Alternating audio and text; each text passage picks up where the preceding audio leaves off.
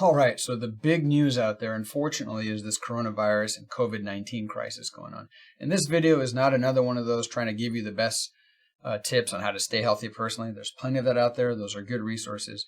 This video is very important, and we wanted to get it out to all our clients and anybody that watches these videos to remind us to be on extra alert when it comes to cybersecurity, the other type of viruses. And why, you might ask? Well, cyber criminals take advantage of these type of moments, whether it's something big in the news that is related to a celebrity we've had in the past, but this is on a bigger scale. Everybody is watching the media. Everybody's interacting with social media. I don't know about you, but I'm getting at least 15 emails a day from partners we work with trying to tell us about how they're adapting to this situation, this very rapidly changing situation.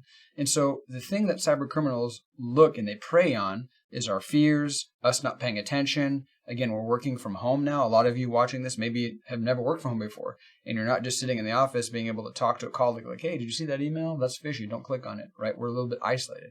Well, cyber criminals know this, and they are gearing up their attacks to try to take advantage of us and prey us. So again, it's not just from a personal aspect, from a company aspect, even a government. Let me go ahead and share my screen with you.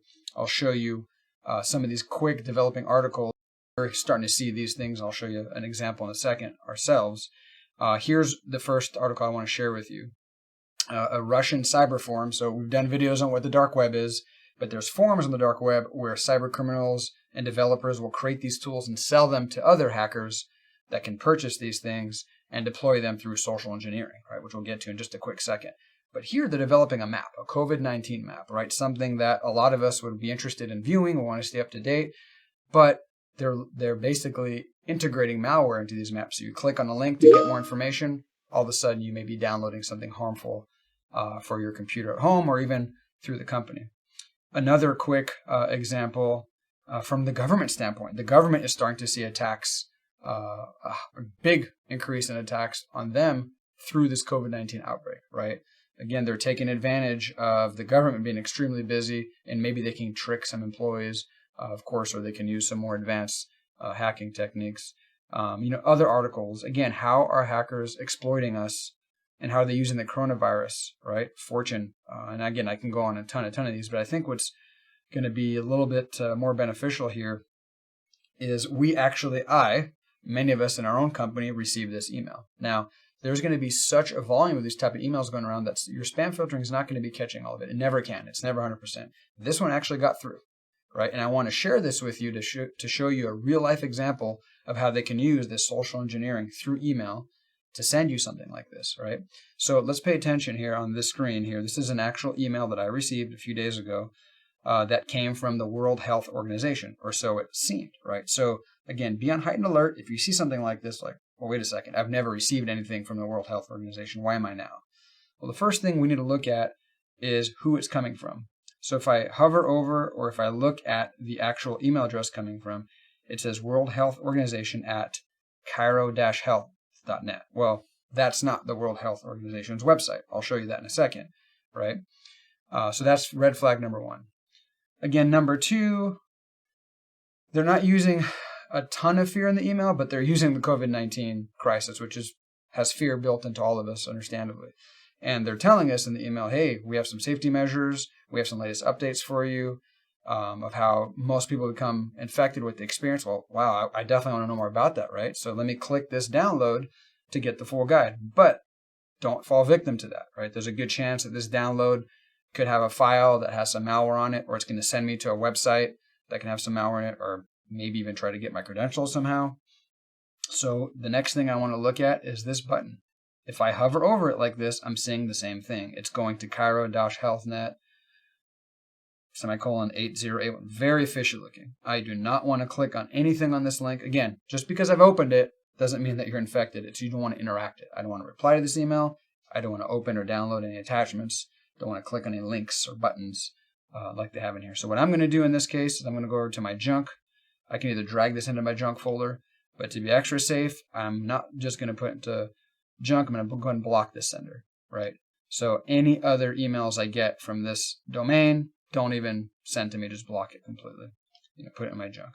So a real life quick example of what type of emails they'll be using. And just to finish that off, if you get an email like that, just to be safe, you can actually go to the World Health Organization's website, and here we can see it's who.int.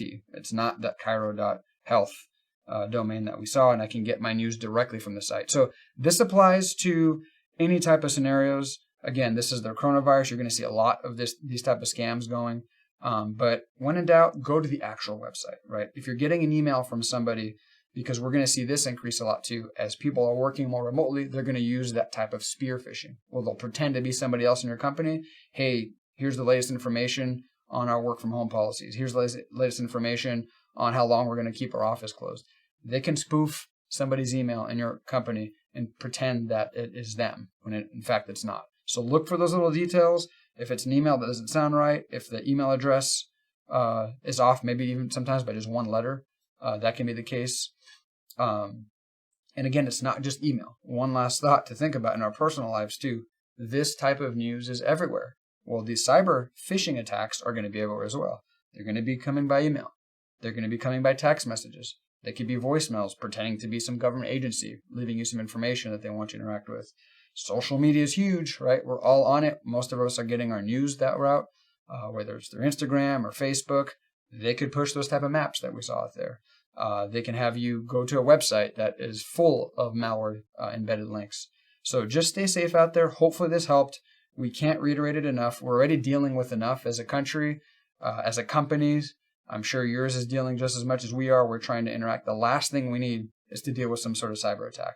And unfortunately, these criminals know when to go after companies is when we're busy, when we're dealing with something else very important.